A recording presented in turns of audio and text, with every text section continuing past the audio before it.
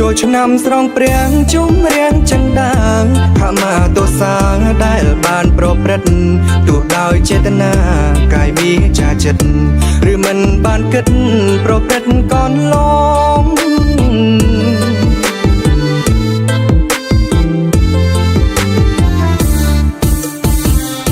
អោនកាយវន្ទាបូជាត្រៃរត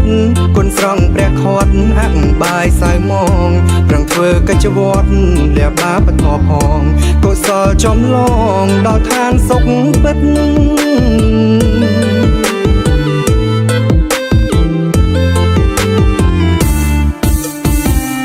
ថ្ងៃចូលឆ្នាំថ្មីបុណ្យខ្ពងក្រៃលែងសូមគុំវង្វេងតាមភ្លេងលែងគិតយកស្រាស្រីលបែងណាំញៀនជាមិត្តចុងក្រោយជីវិតពិតក្នុងនិរយេ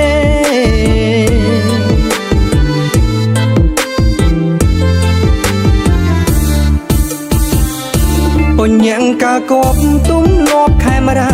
រាប់បាតវេដាជ្រាំងខ្លាអត់រេស្រង់ព្រះពុទ្ធរូបព្រះសង្ឃបុណ្យទ្វេនិយាមបុព្វេស្រង់ព្រះរូបទៀត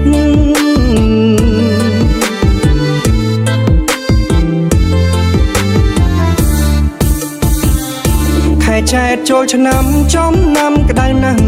ស្រង់ម៉ែឪចាំងច្បាំងទុកខាឃ្លៀតកូនរូបានសុខស្រណុកមួយជាតិដូចឆ្លេងគួឆ្លៀតសាងពូជនៃបុណ្យ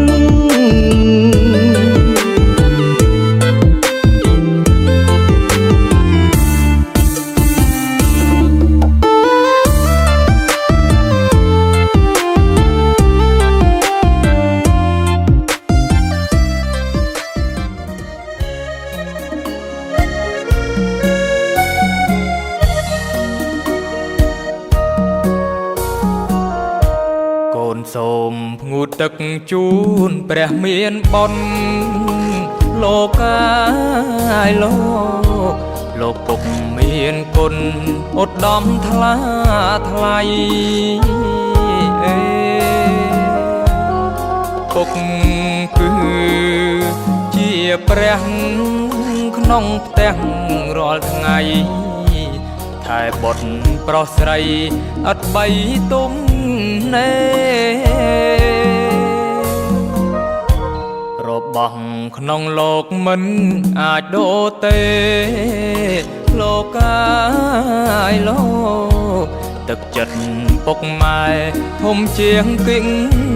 រីថ្ងៃនេះកូនសូមក្រាបដល់ធរណីងូតទឹកជូនពុកសុគន្ធភវីរីលើកហាត់ប្រណំបងគុំវន្ទីសូមអត់ទងសាដែលកូនធ្លាប់ឆ្កងព្រោះកូននៅតូចខំផ